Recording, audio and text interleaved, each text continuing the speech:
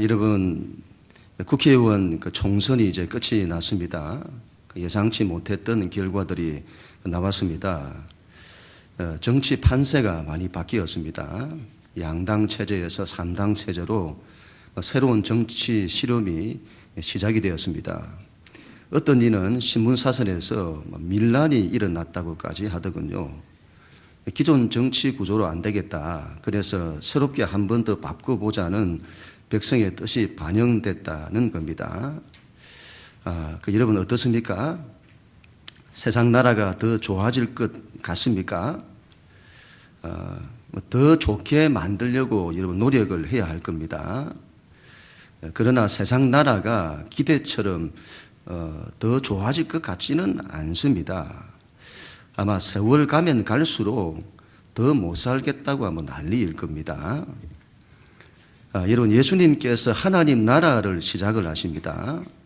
하나님 나라는 세상 나라를 개선해서 더 살기 좋게 만드는 것일까요? 그렇지 않습니다. 생배 조각을 헌옷에 붙이지 않습니다. 하나님 나라는 전혀 새로운 옷입니다. 전혀 새로운 가죽 부대입니다. 이건 나라가 완전히 달라요. 통치자가 완전히 다릅니다. 오바마 대통령이나 박근혜 대통령이나 앞으로 대권을 도전할 문재인 의원이나 안철수 의원이나 그들과 다릅니다. 예수님이 통치자세요. 우리 예수님이 다스리시는 통치, 그 통치는 엄청납니다. 하나님의 다스림이 나타나요. 그래서 여러분 다 살립니다. 통치법이 완전히 달라요. 세상 법이 아니라 하나님 나라 법입니다. 여러분 산상수훈을 보세요. 그 법이 얼마나 엄청난지. 이건 살리는 법이에요. 백성이 완전히 다릅니다. 미국 백성이니 한국 백성이니 그런 개념이 아닙니다. 팔복의 사람을 보세요. 하나님 나라 백성. 이건 인격이 다르고 중심이 다르고 삶의 모습이 달라요. 이건 사랑의 사람입니다. 사랑으로 살아요. 우리는 여러분, 우리가 이 발을 딛고 있는 이 현실 위에 세상 나라가 아니라 하나님 나라가 오도록 해야 합니다. 우리 예수님의 간절한 기도 소원이시죠. 기도잖아요. 하나님의 나라가 이 땅에 이루어지게 하여 주옵소서. 하나님의 나라는 엄청납니다. 예수님께서 그걸 보이세요. 우리 예수님 말만 하시는 게 아니라 직접 보이십니다. 하나님 나라 권세를 나타내세요.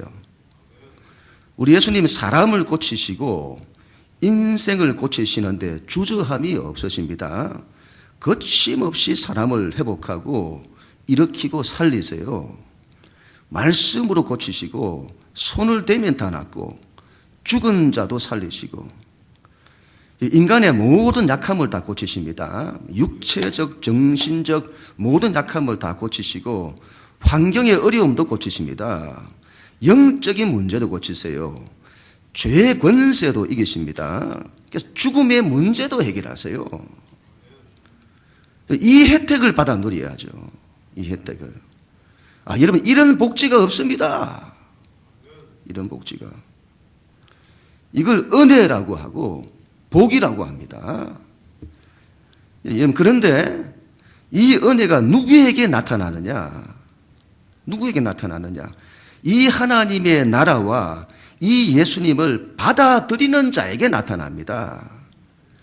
그게 아무리 좋아도 싫다는 사람에게는 어쩔 수가 없는 겁니다. 이런 대한민국이 싫어서 미국 국적을 가지는 걸 어떻게 하겠습니까? 그렇게 되면 대한민국의 그 좋은 의료 혜택은 받지 못하는 겁니다. 아무리 하나님의 나라가 좋아도 그게 싫다고 세상 나라로 가는 걸 어떻게 하겠습니까? 가이사의 것은 가이사에게, 하나님의 것은 하나님에게, 하나님 백성 되는 걸 거절하고 로마 황제 가이사의 백성 되겠다는데 어쩌겠습니까? 그들에게는 하나님 나라 복지가 아예 막히는 겁니다. 마태복음 9장에서는, 우리가 보고 있는 마태복음 9장에서는 이 예수님을 거부하는 자들과 이 예수님을 따르는 자들을 대조하고 있어요. 예수님을 받아들이지 않는 자들에게는 하나님의 생명의 복이 막히고, 예수님을 받아들이는 자들에게는 하나님의 생명의 복이 나타나고, 지난주에 이 예수님을 받아들였던 두 사람을 소개했습니다. 회당장 야이로라는 사람입니다. 딸이 죽게 되었는데 예수님을 의지하여 고침을 받습니다. 12년 동안 혈루증을 앓았던 여자가 있었는데 그 여자가 예수님을 의지하여 고침을 받아요. 예수님의 권세가 얼마나 큰지를 말씀하는 겁니다. 그들이 가졌던 문제는 세상 나라가 해결할 수 없어요. 그 문제를 예수님이 해결하십니다. 이런 혜택을 누려야죠. 오늘 세 번째 사람입니다. 이 사람들이 예수님을 어떻게 받아들이는지를 우리가 주목을 해야 합니다. 27절 우리 하나님 말씀 같이 읽습니다. 시작. 예수께서 거기에서 떠나가실새 두 맹인이 따라오며 소리질러 이르되 다윗의 자손이여 우리를 불쌍히 여기소서 하더니 아멘. 앞을 보지 못하는 소경 두 사람이 있었습니다.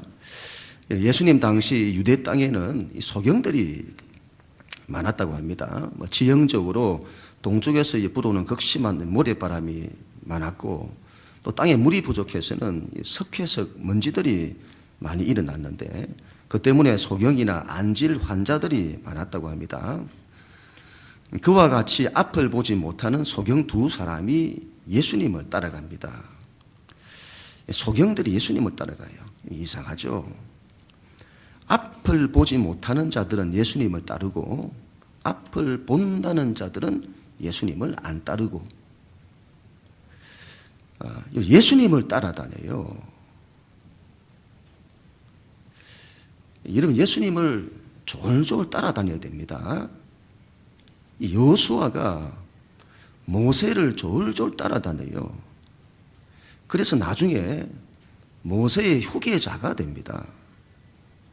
모세의 바톤을 이어받아 하나님의 역사를 감당해요. 엘리사가 스승 엘리야를 졸졸 따라다닙니다. 그래서 나중에 엘리야의 후계자가 됩니다. 엘리야의 바톤을 이어받아요. 그래서 하나님의 역사를 감당하죠. 12명의 제자들이 예수님을 졸졸 따라다닙니다. 그 중에 특별히 세 사람, 베드로와 야고보와 요한은 더 그랬습니다. 그들이 예수님의 후계자가 되어서는 바톤을 이어받아요. 다 교회 초석이 되어서는 하나님의 역사를 감당합니다. 중앙아시아의 선교사님의 이야기인데, 이 중앙아시아 그 땅에는 양들을 이렇게 많이 친대요. 양고기가 많죠. 우리는 양 이렇게 목자 이렇게 하면 이 목가적인 이미지, 그런 생각이 떠오릅니다만은 그쪽 사람들은 그렇지가 않대요. 예수님이 우리의 목자시고 우리가 그분의 양이다 이렇게 하면 그게 썩 그렇게 뭐 좋은 마음이나 낭만적인 마음이 안 든대요. 왜냐하면 양들이 그렇게 더럽대요. 양을 한번 만지면요, 그 냄새가 그냥 일주일 내도록 씻어도 그 냄새가 안 간대요. 목자가 그런 양을 친다는 겁니다. 그런 양을. 그리고 이 양들이 한치 앞을 내다보지를 못한대요. 그래서 이 양들은 앞에 양이 가는 대로 따라간대요. 앞에 양이 골짜기로 떨어지면 그게 뭔지도 모르고 같이 떨어진다는 겁니다. 그래서 목자들이 양들을 인도할 때는 이 지팡이를 이용하죠. 지팡이를 이용해서 앞에 있는 양을 이렇게 이리 가라 이렇게 가라 이렇게 하는 게 아니고 앞에 있는 양을 힘껏 내리친대요. 그래야 이걸 돌린대요. 방향을 튼다는 거죠. 그렇지 않으면 절벽인 줄도 모르고 간대요. 그래서 이 양은 목자를 따라가야 하는 겁니다. 그래서 그쪽에 있는 사람들에게 양과 목자의 관계라고 하는 것은 우리가 생각하는 낭만적인 이게 아니라 아주 실제적이라는 겁니다. 죽고 산다는 거죠. 목자를 따르느냐 안 따르느냐. 거기에 운명이 결정된다는 겁니다. 목자를 따라야 산다는 겁니다. 예수님을 따라가야 합니다. 그래야 삽니다. 부족함이 없어요. 푸른 초당과 실만한 물가로 인도를 받습니다. 이게 여러분 우리 삶에서 실제가 돼야 됩니다. 예수님 목자 되시는 게. 두 소경이 소리를 지릅니다. 예수님을 따라가면서. 당연하죠. 만약에 앞이 보였다면 회당장 야이로처럼 예수님 앞에 엎드려 간절히 구했을 겁니다. 예수님 도와주십시오.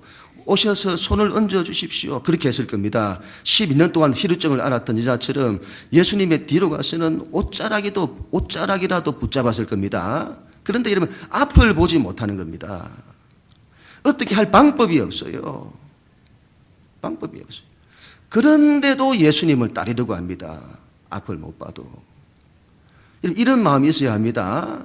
앞이 보이지 않아도 따르려고 하고 길이 보이지 않아도 따르려고 해야 합니다. 여러분 이들이 할 수 있는 것이라고는 부러지는 것밖에 없어요. 그래서는 다윗의 자손 예수야 우리를 불쌍히 여기소서. 다윗의 자손 예수야. 우리식으로 하면 주야 우리를 불쌍히 여기소서. 주여 우리를 도와주소서. 간절히 부르시는 거죠. 여러분 그분을 간절히 원해야 됩니다. 방법이 없으면 소리라도 질러야 합니다. 주여 하고 소리 질러야죠. 이런 걸 두고 왜 시끄럽게 소리를 지르냐고 하면 안 됩니다. 절박한 사람들이 있어요. 예수님의 도우심이 간절한 사람들이 있습니다. 방법이 없을 때는 부러지는 겁니다. 주여 도와주십시오. 소리 지르는 거죠. 예수님 그들의 부르짖음을 거절하지 않으십니다. 내가 귀가 먹었냐? 왜 그렇게 부르짖냐고 하지 않습니다. 기도의 처음은 부르짖는 거예요. 갓난 아이들을 보세요. 지가 할 수 있는 게 아무것도 없어요. 그때 어떻게 합니까? 엄마의 도움을 필요로 하면 어떻게 하죠? 그냥 소리내서 울어요. 이런 기도를 처음 배울 때는 이런 기도를 배워야 됩니다. 하나님 부르짖고 붙들고 그냥 소리 지르고 하나님 도와달라고 외치는 거죠. 소리를 질러서라도 예수님께 들리게 해야 합니다. 소리를 질러서라도 예수님이 자신들을 주목하도록 해야 합니다. 사람들의 시선을 의식해서 소리를 내지 못하는 사람들이 있습니다. 사람을 의식하는 신앙. 요즘은 신앙인들이 세상을 너무 많이 의식을 해요. 여러분 예수님 믿는 게 얼마나 큰 영광인데요. 이게 그렇게 큰 영광인데 예수 믿는 걸 무슨 죄 지은 사람처럼 믿습니다. 숨겨요. 소리도 안 냅니다. 얼마나 예수님 믿는 걸 안 나타내는지. 집안에서도 그 사람이 교회 다니는지를 몰랐대요. 집안이 얼마나 불교를 믿는지. 가족들 다 모여서 절에 가서 불공을 드린대요. 집안 사람들이 다 갔다는 거 아닙니까? 이 사람이 망설였대요. 왜냐하면 이 사람이 이제 예수를 믿었어요. 그래서 제대로 믿어버리고 신앙 지켜버리고 절을 못하는 거죠. 스님 한번 딱 째려보고 거절을 했대요. 그랬더니 동서들이 달려와서는 아니 교회 다니냐고. 그리고는 사실 나도 교회 다녀. 그랬다는 겁니다. 놀랬대요. 다른 동서도 와서 그랬대요. 아니, 예수 믿는 걸 얼마나 쉬쉬하는지. 신앙의 초짜들이 대놓고 한대요. 신앙의 초짜들이. 오래 믿은 사람들은 얼마나 조건이 많은지 하나님께 나아가는 선이 있대요. 교회 올 때 성령책도 못 들고 와요. 식사할 때 기도도 못 해요. 사람들 시선 때문에. 사람들이 뭐라고 할지 신경이 쓰여서 직장에서 예수 믿는 걸 숨긴대요. 여러분, 예수 믿는 게 무슨 죄를 지은 것도 아니고 예수 믿는 것이 얼마나 큰 영광인데 어떻게 그걸 숨깁니까? 예수님 믿으라고 말 한마디 못해요. 그 사람이 뭐라고 할까 봐. 물론 우리가 예의를 무시해서는 안 됩니다. 그러나 예수 믿는 게 당당해야죠. 예수를 믿어야 한다고. 그래야 구원받습니다. 축복을 받는다고. 당당히 말을 해야죠. 그 마음에 얼마나 믿음이 없으면 그걸 숨긴대요. 그런 말 하는 걸 엄청 미안해 한대요. 하나님 나라를 부끄러워하고 예수 믿는 걸 부끄러워하다니요. 우리가 소리를 지르지 않으면 하나님께서 돌들로 소리 지르게 하실 것입니다. 기도할 때도 소리 지르는 걸 부끄러워해서는 안 됩니다. 소리 질러 예수님 부르고 예수님 간절히 붙들고 기도해 봐야 합니다. 기도로 뚫어야 합니다. 부모 세대들이 다 그렇게 기도를 했어요. 그래서 이 민족을 살렸지 않습니까? 기도로 뚫어버려요. 근데 요즘은 그런 기도가 없어요. 기도해보세요, 이런 기도. 맹숭맹숭 기도해서 문제가 뚫리는지. 간절히 기도해야죠. 성경을 보세요, 여러분. 성경은 부르짖는 기도를 말하지 맹숭맹숭하게 기도하는 걸 말하지 않습니다. 하나님 붙들고 기도하는 거죠. 예수님 들으실 때까지 기도하는 겁니다. 기도해서 안 되는 게 없습니다. 28절 시작. 예수께서 집에 들어가심에 맹인들이 그에게 나오거늘 예수께서 이르시되 내가 능히 이 일할 줄을 믿느냐 대답하시되 주여 그러하오이다 하니. 아멘. 예수님께서 어떤 사람의 집에 들어가셨습니다. 이 소경들이 거기까지 따라옵니다.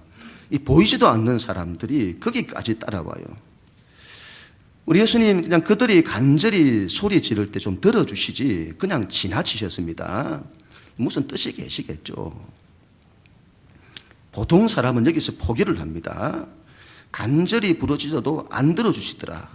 그리고는 그만둡니다. 그런데 이 소경들은 그렇게 하지 않습니다. 예수님이 들어가신 집에까지 들어갑니다. 끈질기게 따라다녀요. 예수님을 놓지를 않습니다. 여러분, 이 너무 신뢰 아닐까요? 악착같이 물고 늘어지는데 예수님 너무 귀찮게 하는 것 아닐까요? 여러분, 예수님을 붙드는 걸 위해서라면 수단 방법을 가리지 않으려고 해야 합니다. 우리 신앙이 너무 점잖아요. 너무 계산을 많이 해요. 따지는 게 많아요. 좀 단순해야 합니다. 소리도 질러보고 끈질기게 따라도 가보고 안 되면 물고 늘어지고. 야곱을 보세요. 하나님과 씨름할 때 붙들고 하나님을 안 놔줍니다. 그래 봐야죠, 여러분. 예수님 뭐라고 하지 않았어요? 왜 사람을 귀찮게 하냐고 말하지 않습니다. 예수님께 나아가지 못할 이유가 100가지를 넘어요. 이것 때문에 못 가고 저것 때문에 못 가고 앞이 잘 안 보여서 못 가고 한 번 불렀는데 반응이 없어서 못 가고 섭섭해서 못 가고 바빠서 못 가요. 남편이 반대해서 못 가요. 기분이 별로라서 못 가요. 환경이 힘들어서 못 가고 몸이 피곤해서 못 가요. 애들 때문에 못 가요. 돈 번다고 못 가요. 직장 때문에 못 가요. 여러분, 신앙이란 이 모든 걸 뚫고 가는 겁니다. 주님, 자 그래도 가겠습니다.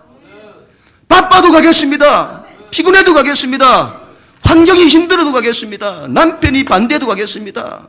애들 문제가 있어도 가겠습니다. 모든 것 다 내려놓고 주님 앞에 가겠습니다. 신앙은 그런 거죠. 이런 걸 믿음이라고 합니다. 그 사람이 믿음이 있다는 걸 뭘로 알 수 있습니까? 행하는 걸 보면 알아요. 두 소경처럼 끝까지 붙드는 겁니다. 예수님 찰싹 달라붙어서 안아주는 겁니다. 믿음. 예수님 그들에게 이렇게 말씀을 하십니다. 28절, 29절. 시작. 예수께서 이르시되 내가 너희 이 일을 할 줄을 믿느냐 하시되 주여 그러하오이다 하니 예수께서 그들이 눈을 만지시며 이르시되 너희 믿음대로 되라 하시니. 아멘. 우리 예수님 그들에게 믿음을 요구를 하십니다. 하나님의 역사가 어떻게 나타나는지를 말씀하시는 겁니다. 전부 믿음을 요구하세요. 오직 믿음. 여러분, 하나님의 역사는 전부 믿음을 통해서 나타납니다. 예수님을 받아들이고 그분을 온전히 신뢰하는 겁니다. 백부장 야이로처럼 내 딸이 방금 죽었사오나 오셔서 그 몸에 손을 얹어 주십시오. 그러면 내 딸이 살겠나이다.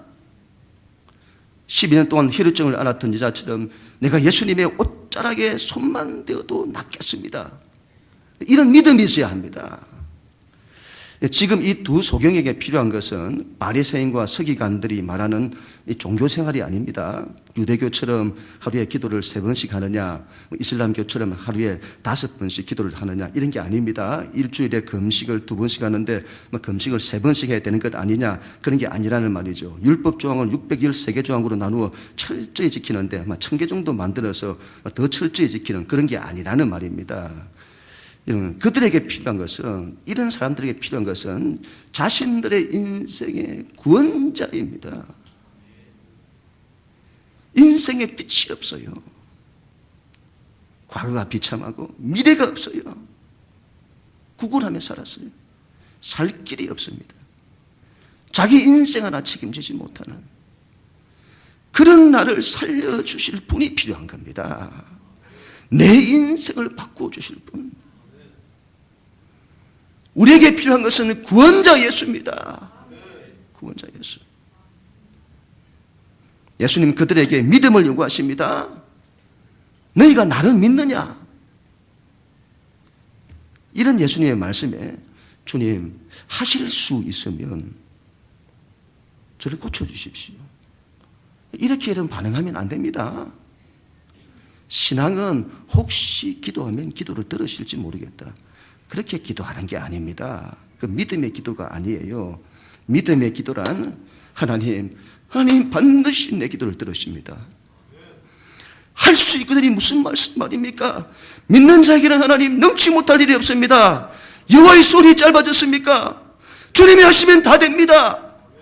주님이 하시면 내가 낫겠습니다. 내가 이렇습니다. 내가 살아납니다. 내 가정이 삽니다. 주님 믿습니다. 그리고는 기도하는 거죠. 믿음의 기도.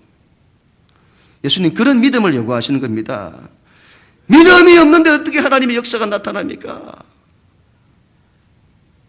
너희 믿음대로 되라. 그 사람의 믿음이에요. 믿음. 너의 믿음대로 되라. 너 믿음이 누가 구원을 했다고요? 그 인생을 바꿨다고요? 너의 그 믿음이 바꿨다는 겁니다. 너 믿음이 너를 구원하였다. 믿음입니다, 여러분. 오직 믿음. 예수님 마지막으로 이렇게 말씀을 하십니다. 30절, 31절. 시작. 그 눈들이 밝아진지라 예수께서 엄히 경고하시되 삼가 아무에게도 알리지 말라 하셨으나 그들이 나가서 예수의 소문을 그 온 땅에 퍼뜨리니라. 아멘. 소경들이 고침을 받습니다. 그런데 이 일에 대해서 예수님이 엄히 경고를 하세요. 이 일을 삼가 조심해서 아무에게도 알리지 마라. 이상하죠. 이런 일은 좋은 일 아닐까요? 온 동네방네 소문내야 하는 거 아닐까요? 그런데 예수님이 이 일을 아무에게도 알리지 말라고 하십니다. 엄히 경고를 하세요. 아마 예수님께 대한 오해 때문일 겁니다. 예수님께서 사람들에게 알리고 싶은 것은 십자가의 예수입니다. 너희가 그 예수를 바라보라. 하나님이 너희를 어떻게 사랑하셨는지를 보라.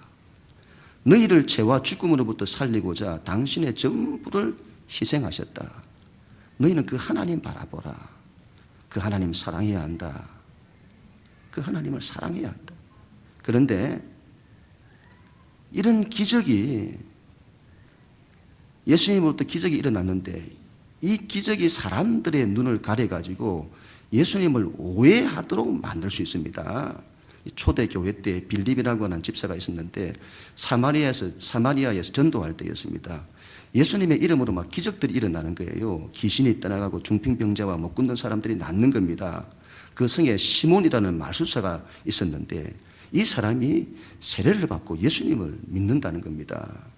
빌립을 따라다니는데 그가 행하는 표적과 큰 능력에 관심이 있어요. 나중에 그곳에 베드로와 요한이 와서는 기도를 하는데 성령이 사람들에게 임하는 겁니다. 그걸 보고는 이 시몬이 돈을 주고는 그 능력을 나에게 달라는 겁니다. 이 사람의 관심이 어디에 있다고요? 예수님께 있지 않고 기적과 능력에 있는 겁니다. 사람들이 이상해요. 예수님을, 하나님이 나를 사랑하시는 그런 데 관심이 없고 기적에 관심이 있어요. 예수님을 사랑하고 그분이 좋고 그 예수님을 따라야 하는데 전혀 엉뚱한 것을 붙잡고 신앙생활을 하는 겁니다. 예수님 그걸 엄히 경고하시는 겁니다. 예수님을 이상하게 믿지 말라는 거죠. 십자가의 예수를 전해야 합니다. 십자가의 예수. 이 하나님의 크신 사랑. 그래서 사람들로 하여금 종교 생활을 하도록 만들지 말고 하나님을 사랑하도록 해야 합니다. 예수님을 사랑하도록 해야 합니다. 하나님 가까이 하고 하나님이 좋고 하나님이 기쁘고 하나님을 즐거워하도록 해야 합니다. 그 하나님을 믿어야 합니다. 신앙이 잘못되면 이와 같은 가장 중요한 것을 놓치고 엉뚱한 것을 붙들고 살게 돼요. 더 안타까운 것은 그런 신앙이 잘못되었다는 걸 알지를 못해요. 오히려 옳다 생각하죠. 얼마나 안타까운지요.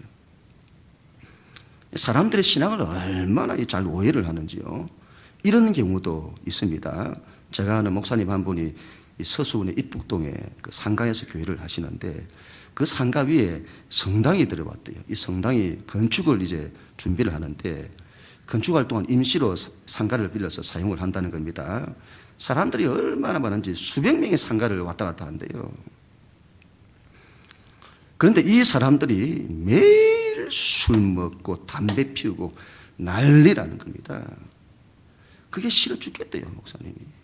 하루가 멀다 하고 모임 때마다 통닭 사가고 맥주 사가고 술 먹는데요. 그리고 모임하고 기도한대요. 미국에서 오신 분이 있었는데 그분이 미국에서 성당을 다녔대요. 그런데 이분이 놀랬다는 겁니다. 미국에서는 신부나 교인들이 그렇게 안 한대요. 이 한국 천주교가 이상해요. 이건 뭐 신앙인지 아닌지.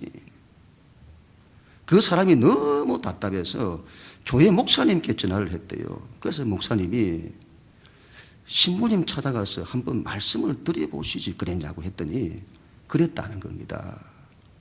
신앙이 이래도 되냐고. 그랬더니 신부님이 자기에게 바리새인이라고 했대요. 바리새인. 사람이 이상해요, 여러분. 신앙을 얼마나 잘 오해하는지. 그 사람이 하나님을 막 사랑하고 하나님을 잘 믿는 사람이에요. 그런데 바리새인들처럼 종교 생활하는 사람들이 그 사람을 비판하는 겁니다. 왜 이거 안 하냐? 왜 저거 안 하냐? 왜 죄인들과 사귀냐? 왜 금식 안 하냐? 왜 자기들처럼 3번씩 기도 안 하냐? 그래서는 안 됩니다. 하나님이 인정하시는 사람을 그렇지 못한 사람이 막 비판하는 꼴이잖아요. 이건 굉장히 우스운 겁니다, 여러분. 반대로 신앙은 그런 종교 생활에 매이는 것이 아니라고 하니까 그것도 다 무시를 해요. 그런 형식에 안 매이는 게 무슨 신앙이 좋은 줄 알고, 어떤 사람이 하나님 잘 믿으려고 경건에 힘쓰고 술, 담배 멀리하고 그런 걸 무슨 구시대 유물처럼 취급을 해요.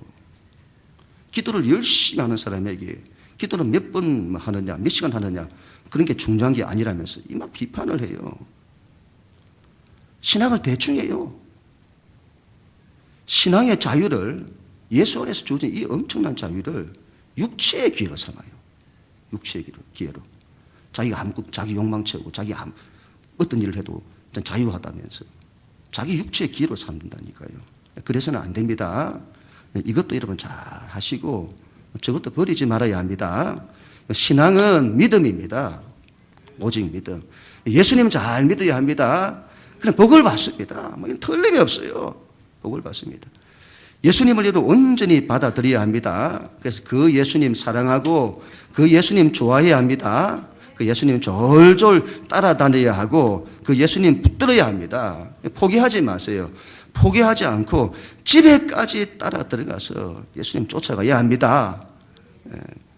그 예수님이 하시면 다 된다는 믿음 가져야 합니다. 믿음으로 나가야 합니다.